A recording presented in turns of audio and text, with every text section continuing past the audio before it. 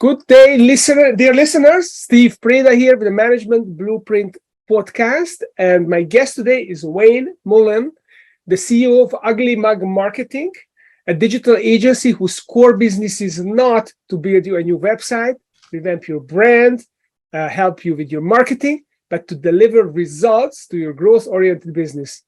Wayne, welcome to the show. Thank you, Steve, and thanks for the intro. I'm excited for our chat. I know when we briefly chatted before, sounds like we have a lot in common and a lot of shared beliefs. So I'm excited for this. Yeah, me too. I think we have some good topics here. So let's start with your journey. We always start with the journey, and yours is a particularly interesting one because I guess that's another commonality. I used to listen to Zig Ziglar CDs as well. So how did you go from being an ambitious kid, listening to these CDs, through selling ads, starting a landscaping business, and ending up running a marketing agency? Yeah. So in Rewind, that story unfolds exactly like you just said it. For whatever reason, Steve, one year for Christmas, my parents gave me some CDs from Zig Ziglar. I don't know what led to that decision to give me those CDs, but they gave me some CDs. For those who don't know what CDs are, it was back before everything was digital, dating myself slightly. But they gave me those CDs, and Zig CDs were on selling. And over the course of listening to those CDs, Zig sold me on the profession of selling. So I knew from that point forward that I wanted to go in sales. So I kind of altered what I was going to do right out of college, and I wanted to get a few years experience in sales. And that's exactly what I did. I wish I could tell you that I was good at sales when I started, but Steve, I was absolutely horrible. I have this one trait, which is stubbornness, that served me well in that instance. Sometimes my stubbornness doesn't serve me well, but in this case, it served me well because I kept learning, kept growing, literally kept knocking on doors, having doors slammed in my face, but kept on going. Over the course of 3 years, I honed those skills. And what I noticed was that I was selling more and more for my company. The amount of revenue I was bringing in for the company kept growing and growing. And although my pay was increasing, those numbers kept getting further and further apart. In other words, there was a bigger and bigger gap between what I was bringing in and my pay. I had this dangerous thought that pops in our head sometimes. What if I went and did something for myself? What if I went and started something for myself? The only other skill I had at that time, Steve, was cutting grass. I'd cut grass all through high school, all through college. And so I decided to leave a really good corporate sales job, Monday through Friday, 8 to 5, all the perks, all the benefits, and start a lawn and landscape company. Now, I'm in Louisiana. Summer times in Louisiana are not fun places to be, right? So this was going to be outside most of the days. Over the course of a 3-year period, I grew that company from startup to a very large company. We were one of the two largest in our region. It was December, and I decided to put the business up for sale. I was ready for the next challenge. And within 2 weeks, I had 2 different offers on that business. It was during the course of growing that business, though, to that point, that a lot of our actual customers from the lawn care company, a lot of other business owners in the area started coming to me, asking me, how are you growing? What are you doing to grow your business this quickly? And, at the end of the day, that answer was marketing. We were doing some very unique, very creative things with marketing. And those conversations turned into consulting, and that eventually turned into the business I have today. That's fascinating. So you went from sales, then you basically, a lot of people, I see that in the marketing world, that when they figure out they get really good at marketing, then they look for a product that they can sell because they figure, kind of similar to you, that they can make much more money for themselves than as an employee. And then you actually switched horses because you realize that the product can be actually the service of selling or marketing. That's fantastic. Now, that's a great segue into our next topic, which is the framework, the management blueprint. That's going to talk about it on the show. And we talked about this concept that you called something like the natural progression framework, where you gain the trust of your customer over time. So how does that work? How did that framework? How did you discover this, and what's the mechanics of it? Sure. Yeah. So this framework actually comes from sales. It comes from human psychology. You see, as I was developing my sales skills, what I noticed was that People always go through these same stages as they're making purchasing decisions. Now, if you want to become more effective as a salesperson, marketing starts coming into play, right? You start figuring out, how can I position, how can I market myself so that I'm able to sell more? And when we think about selling, we think about humans making purchasing decisions. Really, the stages they go through, first of all, they obviously have to know about you. They have to know about your product or service, whatever it is. Then they have to like you, because if they know about you and they don't like you, there's no chance of moving forward. The next step is they have to trust that your product, your service, your thing is going to be worth more value to them than the money they part with. And so know, liking, and trusting are these core components of making purchasing decisions. And so when we think about marketing, what I realized was that out there in the world, there's a bunch of people who are strangers. They don't know about our company, our product, our service, or even us as salespeople. And so step one is I have to get those people, the people I believe would be a good fit for what I do, the product or service, to know about me. So the question comes, what can I do to put my message, my name, in front of people who don't know about me, but who would probably benefit from what it is that I offer? So that's moving people from strangers, what I would call strangers, to friends. Mm-hmm. Once we move them to friends, they now know about us and they like us. Now, the big ingredient that moves people from friends into customers is that word that you talk about, trust. If people don't trust us, they're never, ever going to pull out their wallet and hand us this stuff called money. Mm-hmm. It's our job, though, to convey or evoke trust in this process. And where we get in trouble, Steve, is this, that we believe that if I stand up here loud enough and long enough and preach about how great my product or service is, eventually I'm going to wear you down and you're going to trust me enough to pull out your money. It doesn't work that way. As a matter of fact, it's actually the opposite effect, right? We begin tuning out those people who are, quote unquote, screaming out us the loudest, trying to convince us and twist our arm to take action. Mm-hmm. I always tell people, think about it. When you go to Amazon, if you buy things on Amazon or any website, what's one of the first things you do when you look at a product you're considering? You scroll down to the reviews and you read the reviews of that product.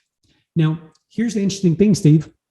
That company could have paid all of those people to go leave those reviews. It's against some terms of service, I'm sure, but who knows? Companies could do that. And yet we still trust those people, those random strangers, way more than we trust the company who actually made the thing that we're considering buying.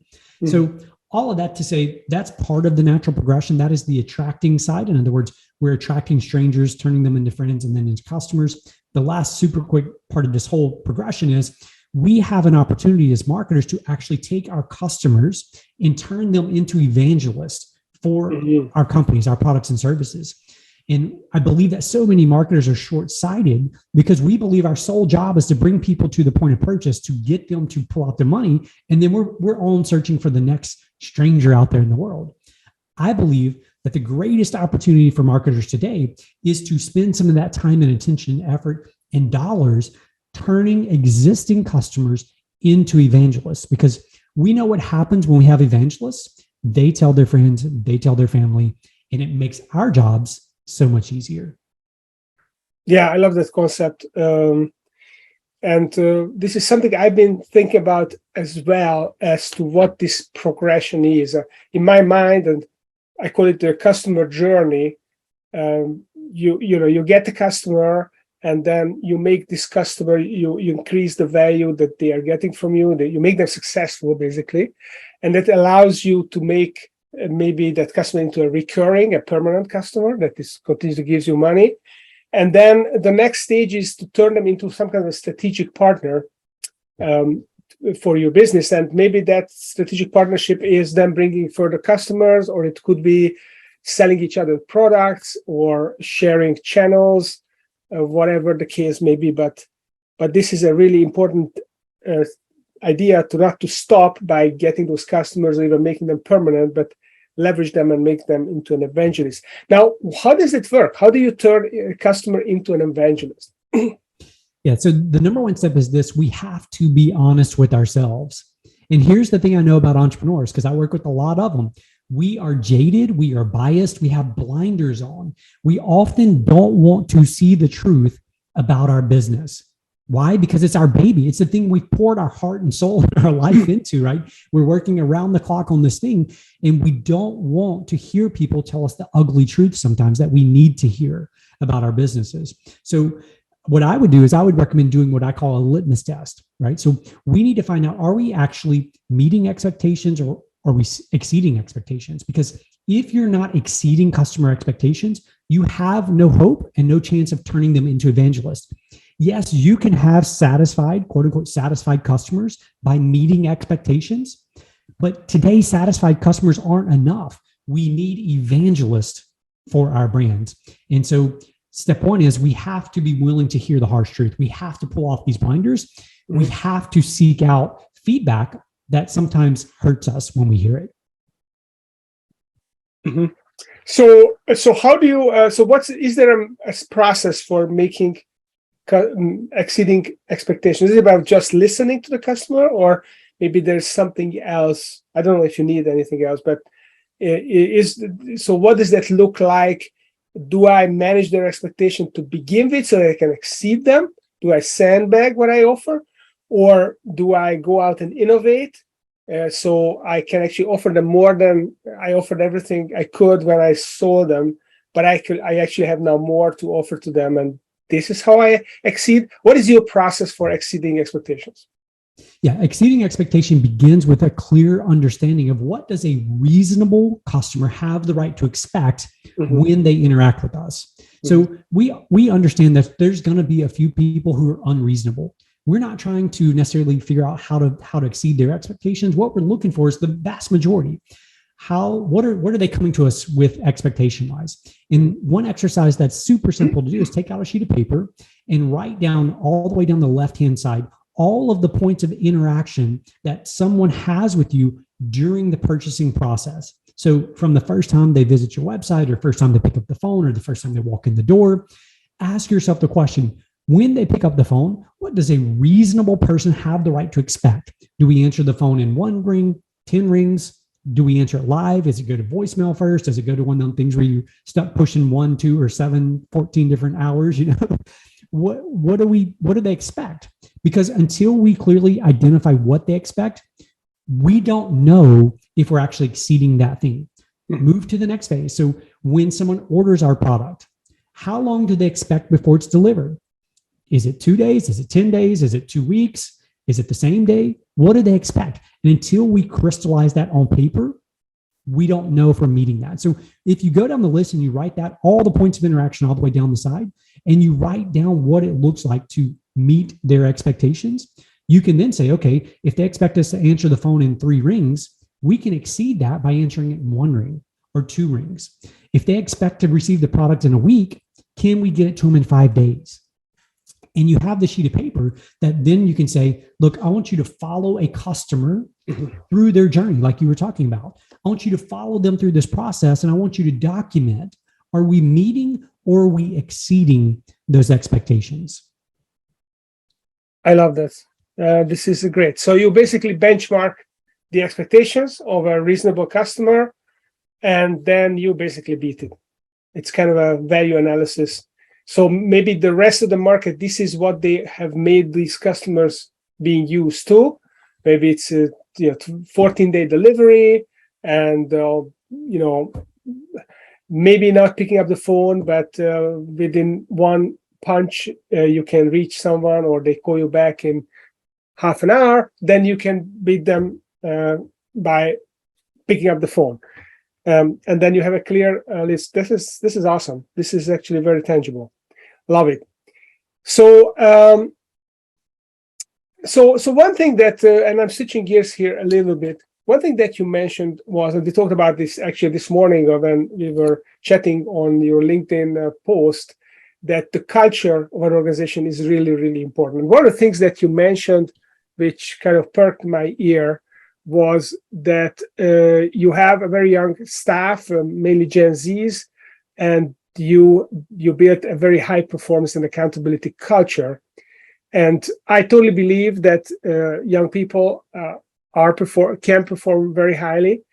But a lot of people tell me, oh, this young generation, they don't know, they don't want to work, they just want life balance. Even in ancient Rome, people were complaining about the young generation, so that's not a new thing. But what do you specifically do to get your young people be accountable and high performing? Sure. I love this question, Steve, and I love this topic because what I believe to be true today is that your culture is the ultimate competitive advantage. In the marketplace, in the world that we live in today, a strong culture is going to beat the best strategy that exists. I think it was it Drucker who said that? Culture eats strategy for breakfast, right? Yeah. So first of all, what I would say is this: if you have the expectation that Gen Z or millennials or whoever are going to be poor performers, they don't want to work, they don't want all these things, you're going to look for evidence that makes those things true about your team. So your belief, it's the confirmation bias. Yeah, confirmation bias, exactly. We begin looking for those things that we believe to be true. So if I believe that about my team, I'm only going to see those things. Now, on the flip side of that, if I believe that this generation, this younger generation wants to contribute, they want to deliver high value, they want to pour themselves into their work, they want a good mission to pursue, I'm going to look for evidence of those things. So number one would be getting clear about our own personal beliefs. I believe that that's fundamental to all great leadership. Number two, what I would say is expectations. What I've discovered is this generation, because of our beliefs about the generation, we lower our expectations of them and for them. And instead, I believe that I hold my team to a very high standard, very high expectations. And because of that, they live up to these expectations. They live up to these standards. Now, there's a lot of things that go into the making of all of this, right? And into the blending of all these ingredients together.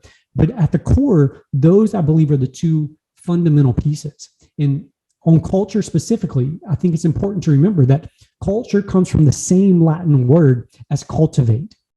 So when you think about farming, you think about cultivating the soil. It's not a one and done thing, right? You're going to cultivate the soil before you put the seed in it. You're also going to cultivate the soil once the crop starts growing, because you got to keep the weeds out of it. And then after that crop is done, you're going to recultivate. You may till in the dying crops to refertilize, whatever all that does to the soil, right? It's this constant effort of cultivating the soil. A culture is not something that you just do one time, or you do at a quarterly team meeting and you're done with it until next quarter. It's living, it's breathing, it's daily in our organizations. That's a great analogy and a great etymology. Thanks for sharing this. I'm going to use this with my clients. It's cultivate. It's a daily thing. It's not a one and done. You don't just put it on the wall and then you're done with your culture. That's actually just the beginning, right? You have to live it and breathe it and remind people. Love it. So you've got a great culture. I assume you've got a great culture if people are performing highly and they are accountable.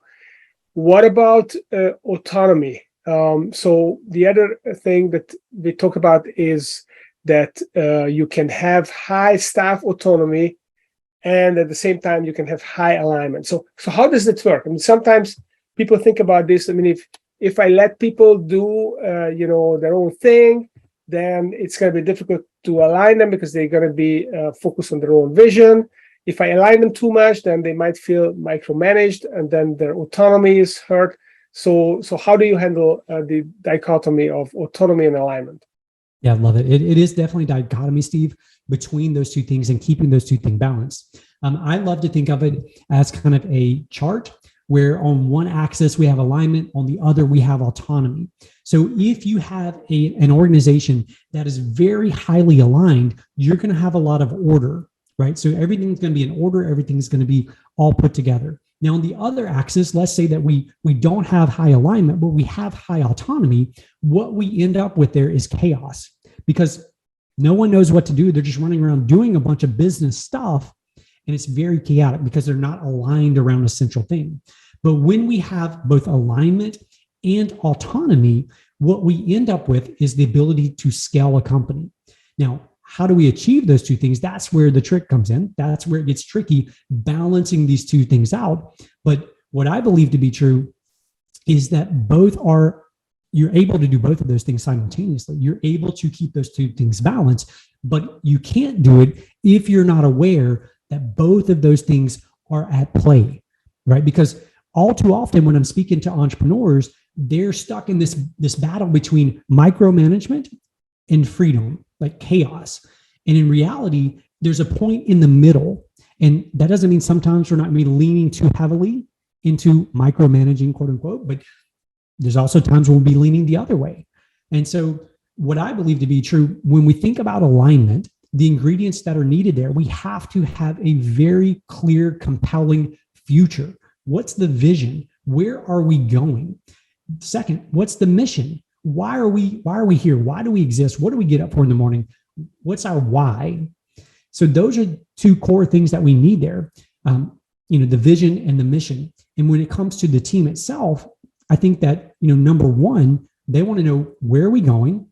Number two, why does it matter? Like, why does it matter that we're pursuing this thing? Number three, what is my role in this process? In other words, for me as an individual, based on why I'm here in the company, what is my role in that vision, the direction we're going? Mm-hmm. And then the next question is, now that I know my role, how are you going to measure my performance? How's my performance going to be measured in the pursuit of that thing?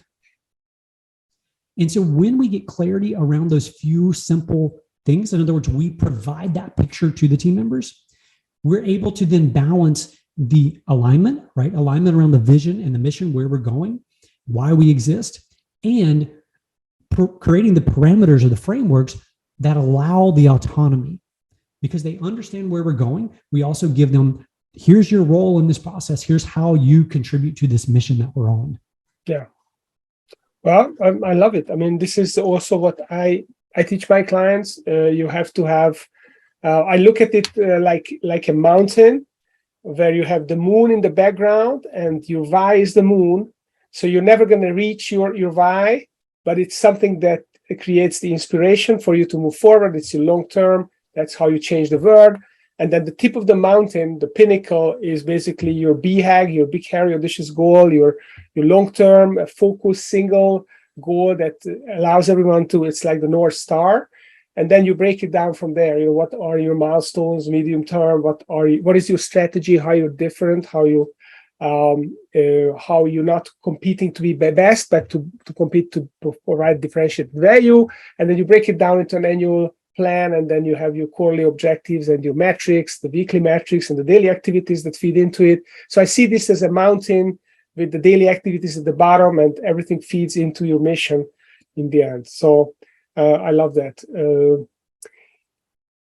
So that's, you need the structure, and then people can feel autonomously, but they are also highly performing.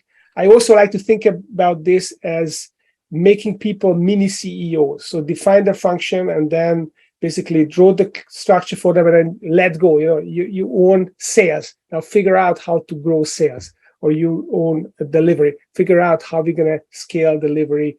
It's yours, your initiative, and still we're aligned.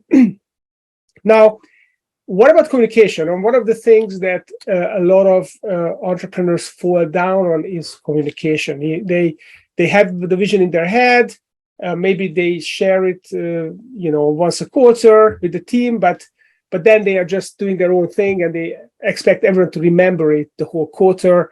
So, what is in your mind communication? And when you say over communicate, what does it look like over communicating?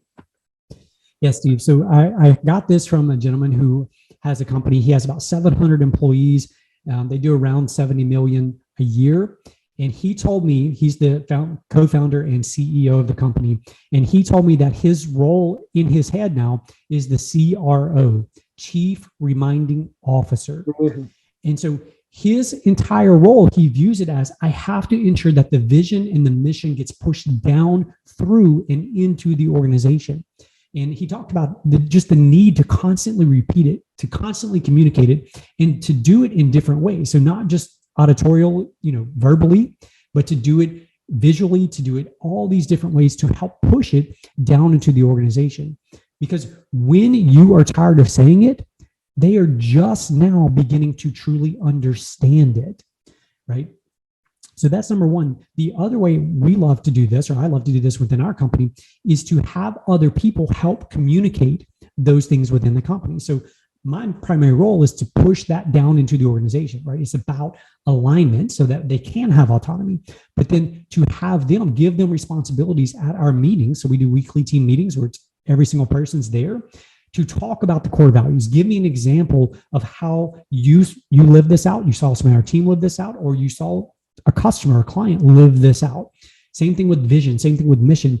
So we rotate through, and what it does is it creates this identity of people watching for other people to live out core values, other people to live into our vision for where we're going as an organization. I would say this, that as entrepreneurs, typically what I find is that we believe that once we've said it, once we've expressed the thing we want to be true, our work is done and we can move on to the next idea, right? We love jumping from thing to thing, idea to idea. But one of the lessons I've had to learn is I've had to learn to back up, right? I've had to learn to tamp some of my ideas down, to put them down for the sake of not creating confusion in the organization and for the sake of clarity around what matters most right now. So that's why I think it's important, number one, for entrepreneurs to have a coach, a mentor, someone they can go to with their ideas, vet their ideas, talk about their ideas. Because if you are going to your team all the time with all of your ideas as an entrepreneur, number one, I can promise you're creating confusion because you're talking about the vision and the mission is the most important thing, and the goals are the most important things, but yet you're bringing all these other ideas, and so they're getting confused. Number two, I think it's important because it gives us a sounding board, someone to vet those ideas off of, who gives us an outsider perspective. So what I would say is, in this whole makeup of entrepreneurs, typical entrepreneurs, we have to be aware of how the things that naturally serve us can also, on the other hand, naturally cause us to stumble and to be weaker in certain areas than we need to be. Yeah. That's I totally resonate with this. And this is actually very challenging. I mean, most entrepreneurs I know that are really entrepreneurs, they are in it because they love to come up with the ideas. They're excited about innovating and figuring out, playing with ideas that they may not want to implement, but they want to discuss with people because they are curious about the concept. And then people think that this is already a thing and they get confused. And from the entrepreneur side, it's really hard not to do that because that's the whole thing that interests you, right? It's day-to-day business, running the business is kind of boring. You want the exciting stuff, which is strategizing and growing the business and coming up with new concepts to sell and to innovate. So that's a huge challenge, and that's a good point. I mean, to find a coach and to use the coach as your sounding board. Some people say that you need to have a COO, and the COO is going to be the filter, and then you can basically you tell the CEO, don't take everything at face value. We're just going to discuss it, and then they're going to push back if this is too much, and they act as the filter. But to have a coach, that's also a great way to handle that problem. Yeah, that's awesome. I agree.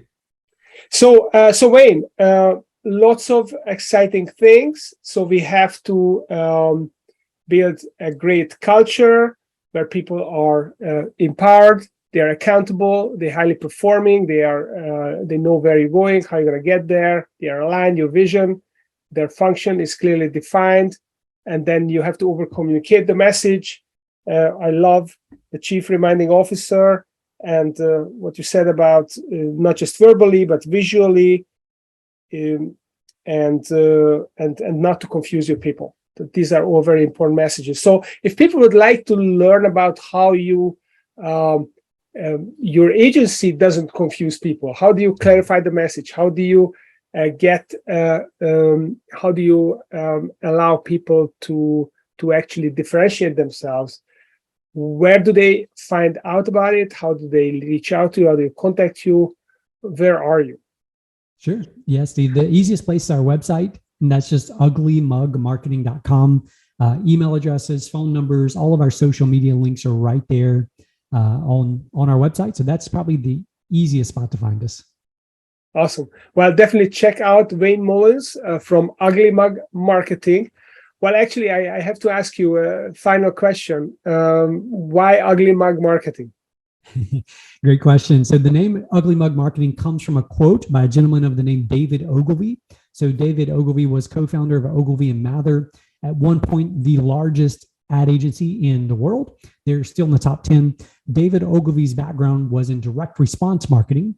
And rumor has it that in the offices of their company, he had a phrase that he would say often. And that was, I would rather an ad that's ugly and effective over one that's beautiful but isn't.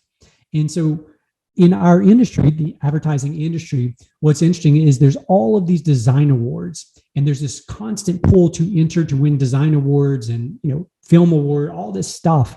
And so from the very beginning, I wanted to ensure that our name reminded us of why we exist. We don't exist to win awards. We exist to get results for our clients. And I didn't want us to become distracted by doing quote unquote beautiful things for the sake of beautiful things. That's awesome.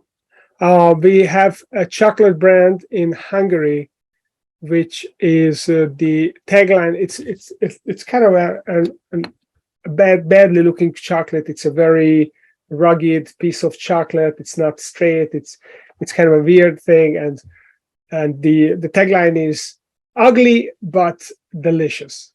So ugly but delicious. That's kind of the same idea. All right, Wayne. Well, thank you for the conversation.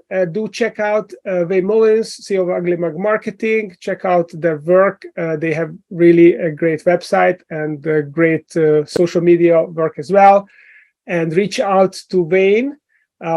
Yes, he is on LinkedIn. It's not the easiest to find, but you can find him on LinkedIn and you can reach out to him there as well. Thank you, Wayne, and wish you everyone a great day. Thanks so much.